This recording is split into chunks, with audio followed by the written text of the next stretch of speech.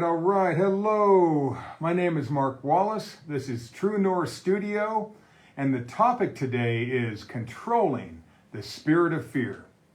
Today we cover a topic that may hit close to home for some of you. All of you have seen it without really noticing it. All of you have felt it without feeling a thing. Today we're going to discuss something called the spirit of fear. The spirit of fear whispers so softly, so out of sight, so unnoticed that over time it hijacks your heart without you even realizing it. Dealing with this thing called the spirit of fear is kind of like the old death by 1,000 cuts, but living to remember each and every scar. The spirit of fear doesn't usually cause the heart to race or the pupils to dilate or give you sweaty palms. The spirit of fear seldom triggers the fight or flight response. That would be far too modern. You see, the spirit of fear stops all forward progress, redirects all personal growth, and makes you think you're making good decisions when you really aren't. What is the spirit of fear? Is it a spirit, a demon, a devil, or is it simply a behavior? Or could it be a system built into the world like gravity, or the coefficient of thermal expansion, or gummy bears? Can this spirit of fear be beat? Can it be thrown to the ground like a jujitsu master? Or is it so widespread, so invasive, so integrated into society that you just need to find a way to control yourself around it?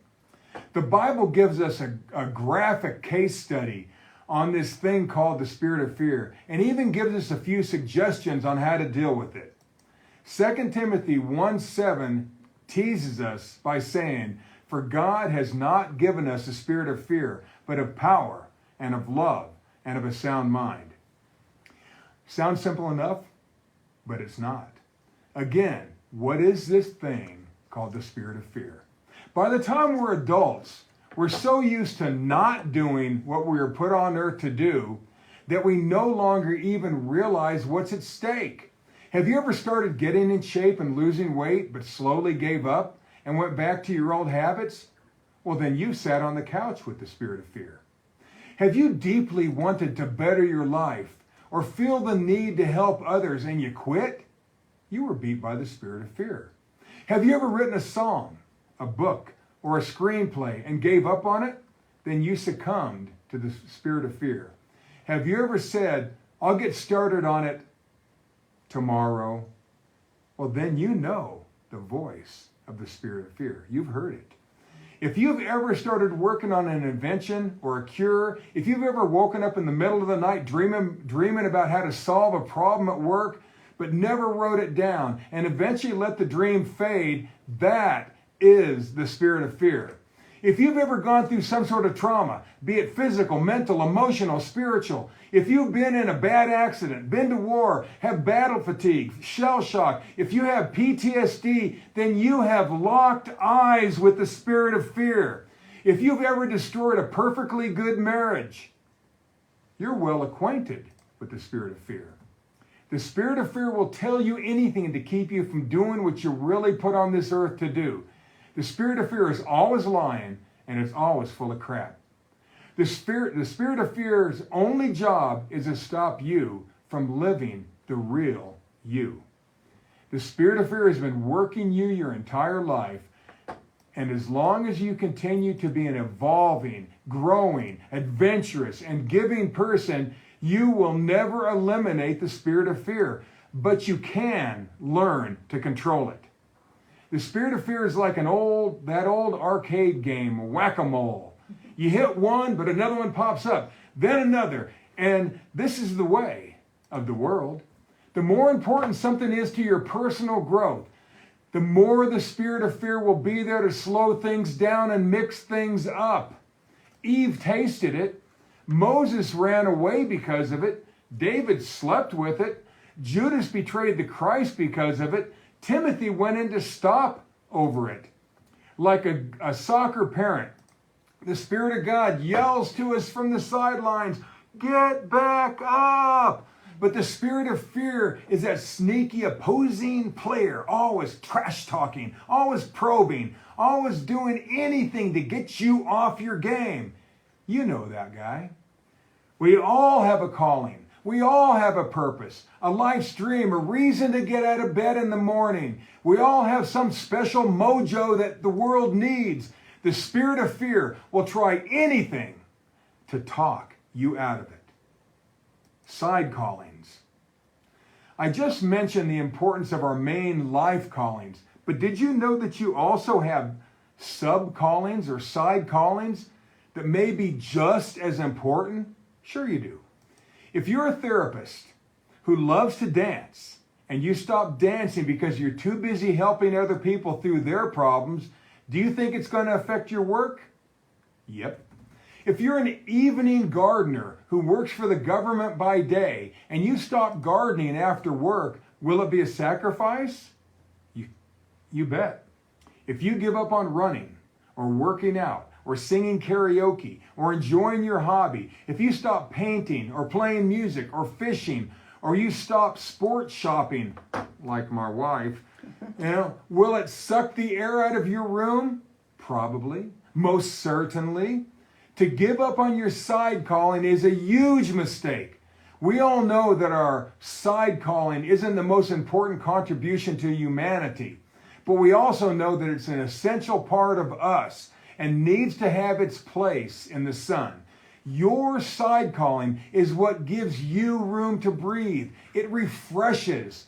To steal a line from a song, your side calling is the wind beneath your wings. God knows something inside of you will wither if you quit on your side calling. The spirit of fear is well aware of that too. So don't ignore your side callings any more than you would your main gift.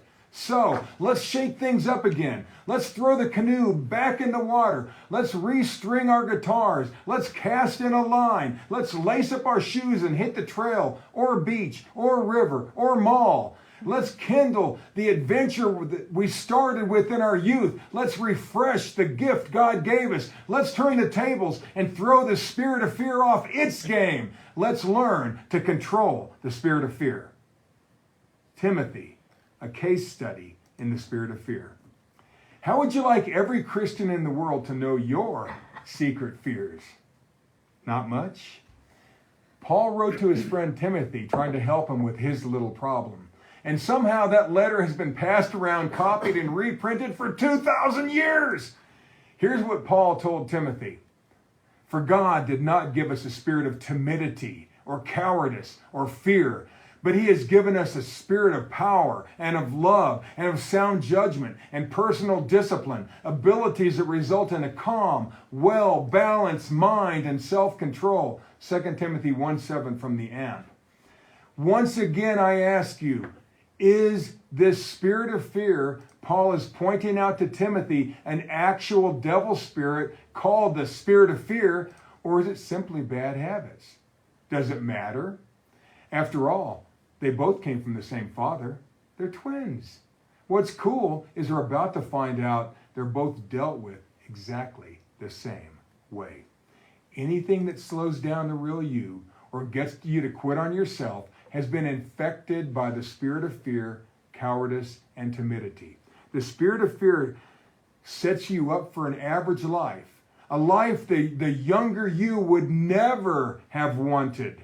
Psychologists may scoff at the simplicity of this paper. Counselors may mock at this teaching.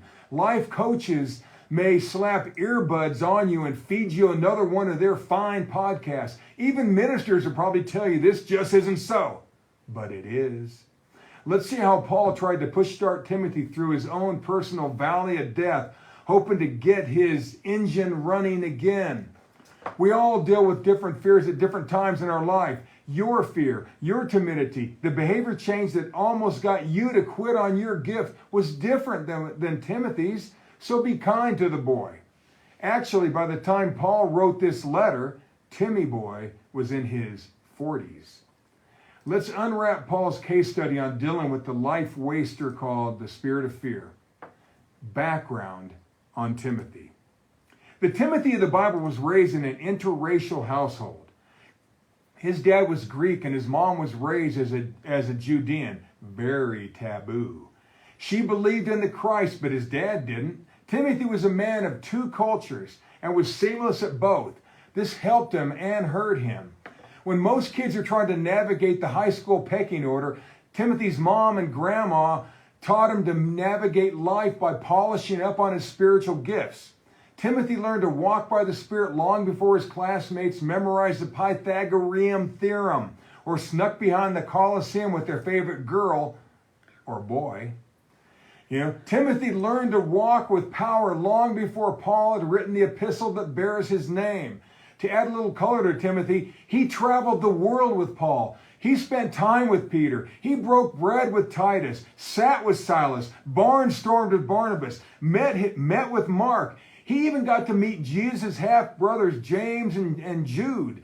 Timothy heard all of Luke's stories many times as he traveled the Mediterranean. Why was young Timothy chosen to travel and minister with Paul and Luke as they traveled the known world? Timothy was handpicked because a man's gift makes room for him. Proverbs 18:16. The reason Timothy was asked to sit with the cool kids is because he was not afraid to openly use his gifts. Even as a teen, he was crazy good at his God-given talents. Timothy was allowed to hang around amazing people because he too was amazing to hang around. Plus, he was a great traveler. First off, Timothy was no wimp. He was tough. He had spent 25 years away from home, sailing the world on open ships, eating different foods, debating with the educated, and socializing with those who showed interest. Plus, he was smart enough to evade deadly persecution, but he saw it. Think of him as a cross between the adventure-seeking Indiana Jones, the swashbuckling confidence of Captain Jack Sparrow, flashing the radiant smile and bulging muscles of Dwayne "The Rock" Johnson. You see, and he had the ethics of the Mandalorian. This is the way. Timothy was badass with a heart. Like Luke, a physician who quit his practice to travel with Paul, Timothy also donated his time and life to spreading the gospel, traveling the world, and utilizing his gifts. By the time 2 Timothy was written, Timothy had traveled with Paul for maybe 25 years, a full career. Paul would now have been in his mid-60s. Timothy was in his 40s now. There is no mention of a wife, kids, or grandkids. He may not have had any property, no retirement, no legacy. And here's where the plot thickens. Like many of you ministers, artists, musicians, teachers, doctors, moms, first responders, and military men and women, Timothy gave it all for the cause. He literally gave his earning years in service to God and others until now. Something happened in Timothy's massive heart that froze him. He let something go. Something that had been worming its way around the back of his beautiful brain finally got him to stop his forward progress. The spirit of fear kept working him until he finally quit on his calling. Hey, but don't be too hard on old Timothy. We've all succumbed to the same siren's call a time or two. I sure have. Now let's analyze Timothy's hidden fear, and it may be different than yours. The fear that wore Timothy down was shame. Shame. Again, I need to remind you, this spirit of fear is not the scaredy cat kind of fear. It's something more sinister, more hidden, more social, more individual. Verse 8, be not thou therefore ashamed of the testimony of our Lord, nor of me his prisoner, but be thou partaker of the afflictions of the gospel according to the power of God. We're going to see the term shame is going to be mentioned 3 times in this section. In this first mention of shame, Timothy was ashamed of 2 basic things. One, he was ashamed of Jesus Christ. And 2, he was ashamed of Paul. Paul was in prison again. Being ashamed of the testimony of our Lord is being ashamed about the life and accomplishments of the Christ. Now you're thinking, no way Timothy would ever be ashamed of the Lord Jesus Christ, Mark. You're crazy, man. Hey, I didn't write the epistle. To explain, had society ever gotten you to comply?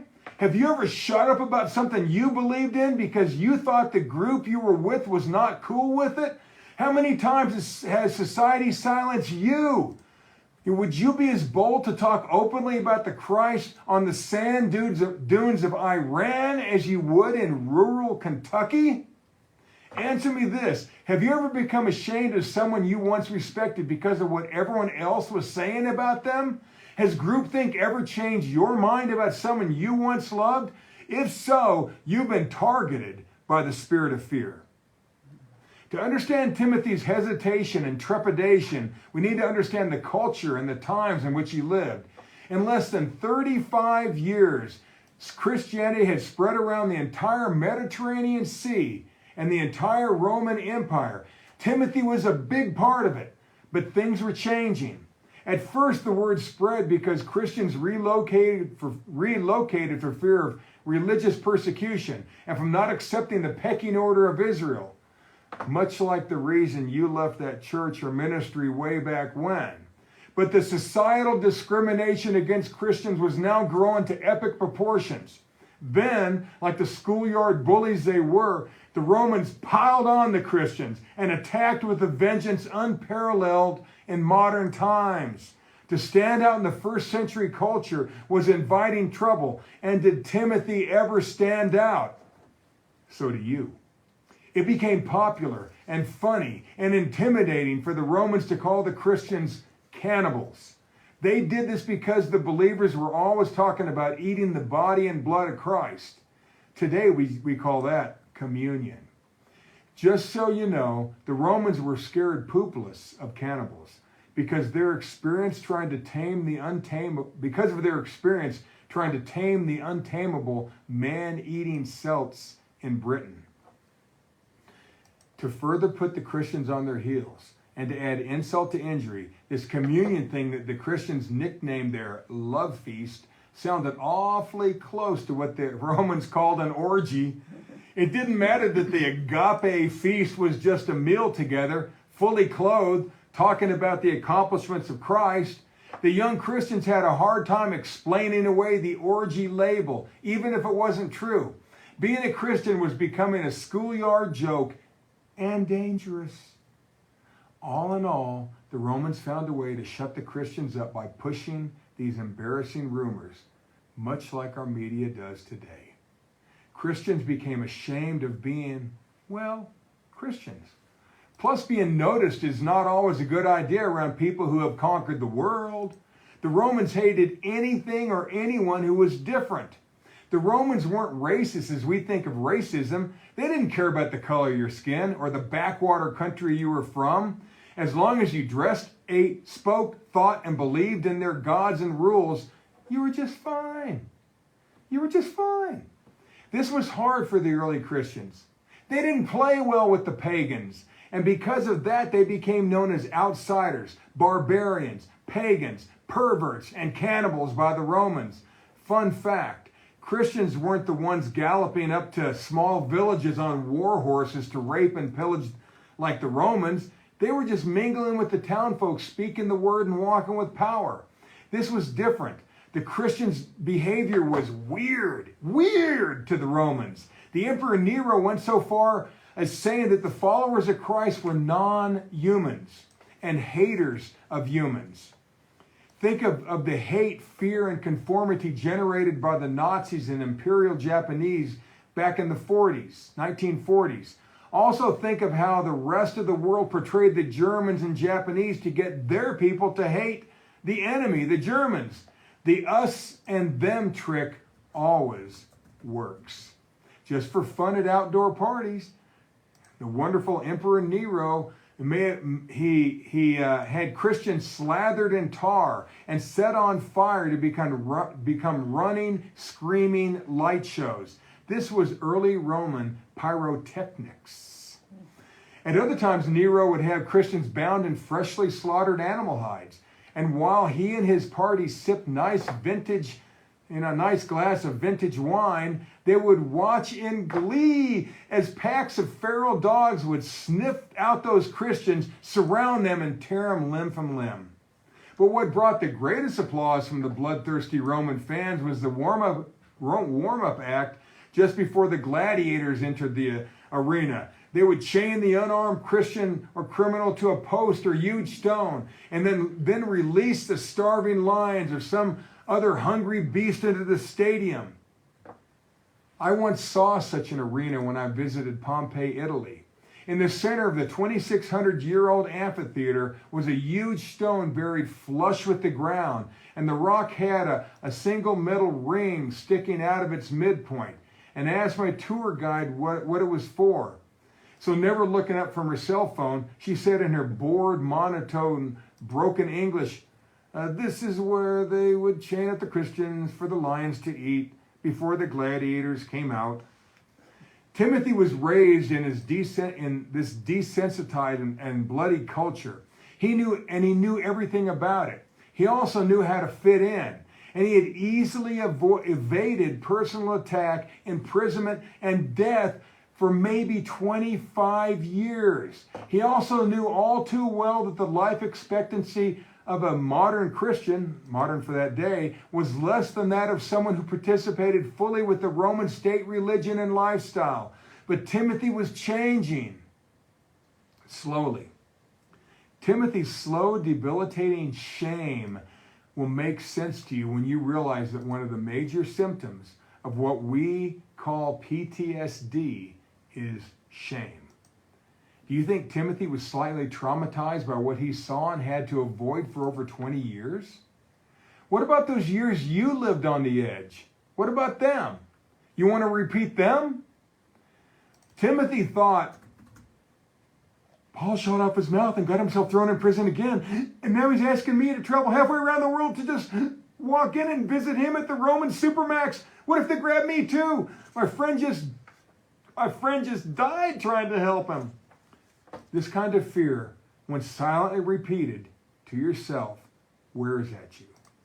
Timothy had long ago given up any hope of living a normal life, but he still wanted to live. He never built a career, never had a wife or raised a family, never stayed in one place. He left his friends and family behind 25 years earlier to travel with Paul. He also knew what happened to his friends Onesiphorus, Demas, Titus, and many others. He knew that almost all the believers back home in the northeast Mediterranean had turned their backs on Paul's gospel and went back to their old lives. The weight of the world, Roman threat, dangerous politics, and most of his friends leaving Paul's traveling ministry show was a secret burden of shame that weighed Timothy down like a millstone, and he felt every pound of it. Shame was a normal Christian fear in 65 AD. This being ashamed of Jesus Christ and Paul was the fear that froze Timothy and many others. This shame of giving up on his own calling stopped his forward progress, shut down his personal ministries. This is the way of the spirit of fear. The second use of shame. Now the second verse on being ashamed, Paul takes another swing here. 2 Timothy 1:12. For the which cause I also suffer these things. Nevertheless, I am not ashamed, for I know whom I have believed, and I am persuaded that he is able to keep that which I have committed unto him against that day. Paul faced the same social and political fears as Timothy, but for some reason they didn't stop him from using his gift. We're all different. While in a deadly Roman jail or prison, Paul wrote Ephesians, Philippians, Colossians, Philemon, and 2 Timothy.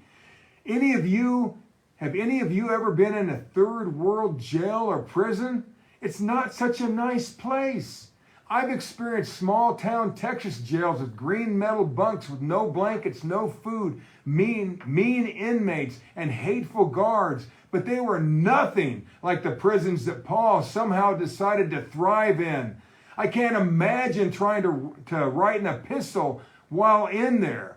For all of you word study gurus, it's interesting to note that the word not in I am not ashamed of verse 12 is not a hard not. It's a softer. It's softer. It's the word not with feeling. It's more like I've decided not to feel ashamed today. I don't have the time to get all angry and upset because of what people are saying about me in the Christ. I will not allow these idiots to steal my peace today. I'm just not feeling the fear. What stops one person doesn't always affect another. Some people are better at allowing the social pressure of fear to roll off their backs. The real question is, do you think what stops you from doing you could be the spirit of fear? Well, the answer is yes. Other things wore Paul down, but I can guarantee it wasn't shame. It's probably other things that have slowed you down on living your gift at times. 3 times people tried to kill me as I was speaking the word to them, twice with pistols. Even with the cold steel bruising my ribs, it didn't stop me from speaking the word to them. I'm weird that way, you see. But like you, I'm stubborn enough to paddle even harder upstream, usually. Once I was out inviting people to our fellowship, and 3 college girls answered the door totally naked. And they invited me in, and I went in.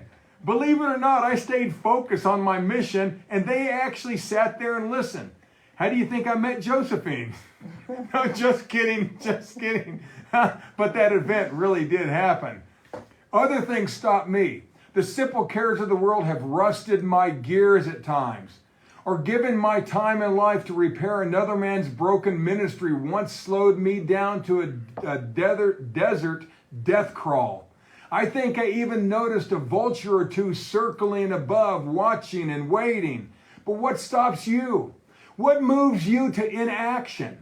What do you allow into your thoughts that gets you to quit on yourself or your gift? That, my friends, would be the spirit of fear. Paul was simply telling Timothy that he and others aren't always affected with shame the same way Timothy was. The spirit of fear is personal. The third use of shame. Now we look at the third and final mention of ashamed in this spirit of fear section. And here's our concluding usage of shame in Paul's letter to Timothy. And this one actually breaks my heart. 2 Timothy 1:16. The Lord give mercy unto the house of Onesiphorus, for he oft refreshed me, and was not ashamed of my chain.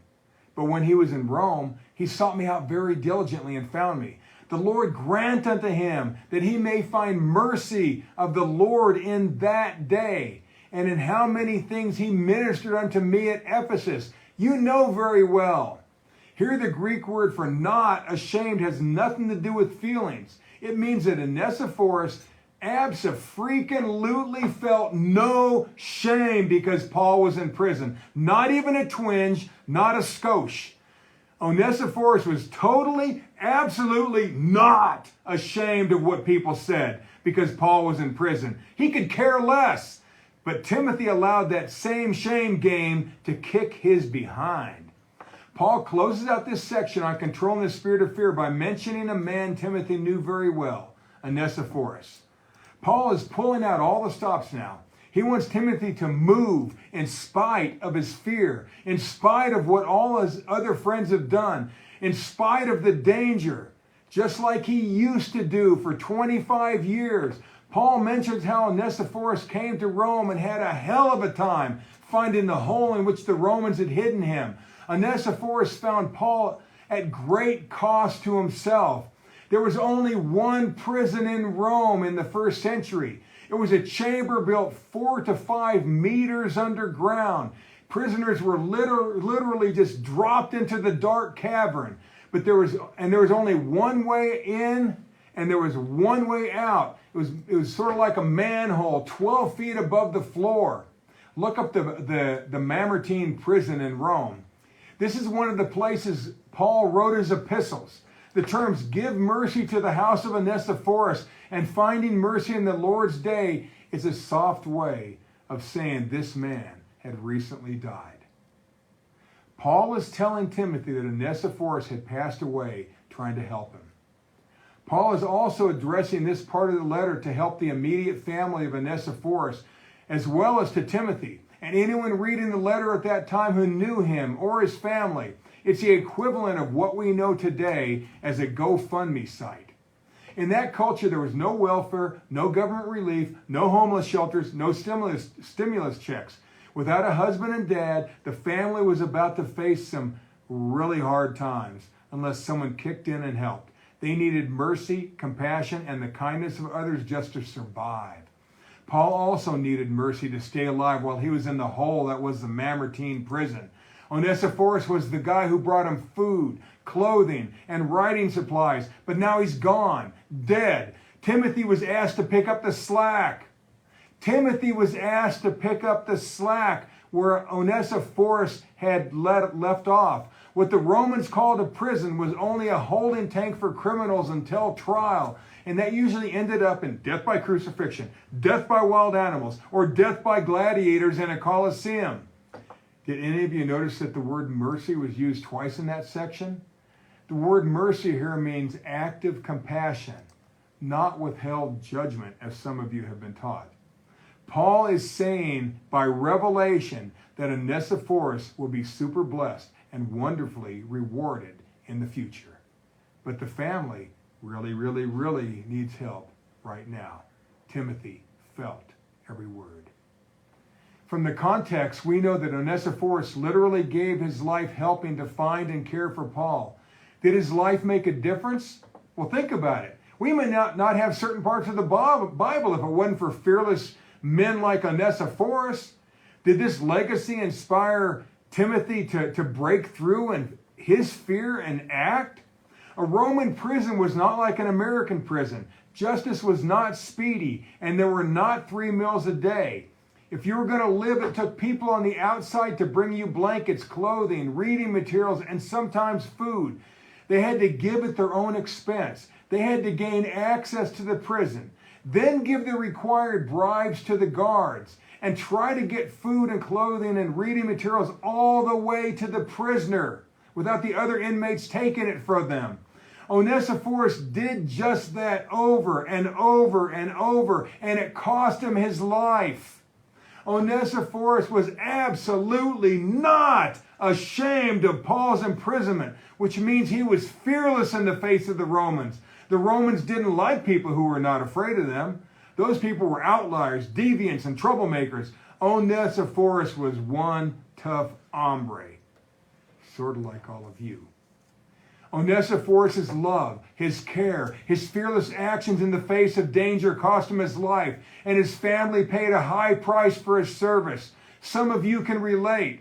I knew a young minister who saw a woman being mugged on a mean street in New Jersey. He ran up and he grabbed the attacker to pull him off of her, and the man turned and shot him right through the heart at close range. He left a wife and 5 kids. That family needed help for years. Did my minister friend do what was right? What would Timothy have said? What would Paul have said? What would his wife have said? What would his wife have said? Without Onesiphorus' sacrifice, we would not have 2 Timothy and maybe a few other epistles. Was his fearless attitude worth it? To his wife and kids, probably not. But to the millions of us who have learned from Paul's letters, the answer is a hell yes. To care about what people said about the Christ and Paul caused Timothy to freeze. And his cowardice ate him up on the inside and caused him shame. That is the spirit of fear. Now, how to beat the spirit of fear. We've seen what froze Timothy. After 25 years of traveling with Paul, Tim had become ashamed of being a Christian and being associated with Paul. It was not cool to be a true Christian anymore. Sound familiar? It took 25 years for the world to wear down the once great Timothy. The spirit of fear is patient, but not kind. The shame game of fear didn't affect Paul or Onesiphorus. Paul decided not to respond to it, and Onesiphorus didn't even hear its voice. Timothy's spirit of fear is not your fear. Plus, your fears are different at different times in your life. They come and go.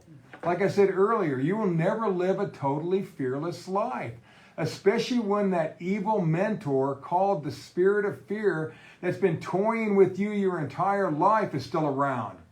When you get to the top of one fear, another pops up. I know it's exhausting. It's exhausting. Here's a fun fact that may help you, but don't tell anybody. Did you know that the spirit of fear actually points to the direction that you should be going? Sure. Like some ancient, rusty, demented compass, the spirit of fear will always point to your true north. And all the while, it'll try to keep you from reaching it. If you've settled into life and forgotten to live your godly gift, and if you've ever quit on any of your side callings, any of them, the hobbies that refresh you so that you have the energy to live your true calling, then you know exactly what I'm talking about. Just try to remember what that damned old spirit of fear has been trying to keep you from, and you'll once again be back on course and will begin to prosper in ways unimaginable. You can pick up where you left off. You may be a little longer in the tooth, with a few more scars and stretch marks. You may have to let your belt out another notch, but you can always resume your adventure. That's how we can beat the devil at his own game. Didn't Moses come back after a 40-year hiatus of hanging out with the spirit of fear? Didn't Joseph come back to his calling after being sold into slavery by his brothers and then imprisoned? Didn't Job get his head back on straight after the spirit of fear took everything from him? He lost his 10 grown children, lost all his money, lost all his businesses, and lost the respect of his wife for a time. The book of Job is another great case study on the spirit of fear.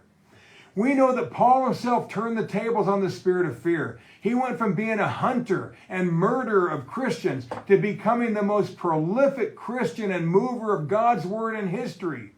Sort of like you. Paul knew Timothy needed some help. Paul knew Timmy had let the pressures of the world stop him, freeze him.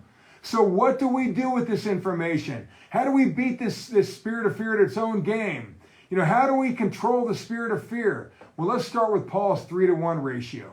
A 3-to-1 ratio has 4 parts. 3 plus 1 equals 4. And it's a very simple way to deal with any fear. Any fear. Any fear. Like I mentioned earlier, as long as there's a devil who runs the systems of the world, you will never eradicate all fear from your life. But you can control the way you deal with the spirit of fear. Verse 7 again, for God has not given us a spirit of fear, but of power and of love and of a sound mind. Power is miraculous power, which is simply using the gifts God gave you. You're better at it than you give yourself credit.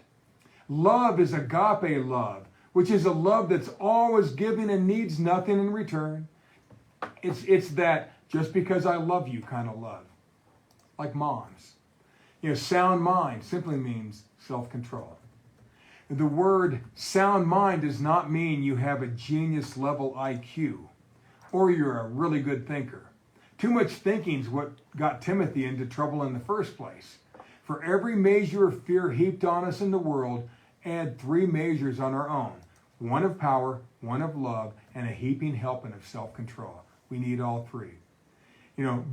Walk by the Spirit, walk in love, and just keep walking. Use your gifts, love like crazy, and just be epic. Didn't Winston Churchill say, if you're going through hell, keep going? That's the discipline of self-control we're talking about here. That's how he convinced all of England to keep fighting the Nazis when all they wanted to do was give up. You will never eliminate all fear, never. But you can actually use that fear to add strength to your life. You will never eradicate your fear as long as there is a devil running the systems of the world. Power is your innate ability to use your gifts. Love is acting properly in spite of ingratitude or fear. And sound mind is simply self-control. It's your inner coach. Think body, soul, and spirit. Think any good teacher you've ever had. If Jesus came to just dismantle the works of the devil, then there must be a formula. There is. Want to see your gifts reemerge or re-energize?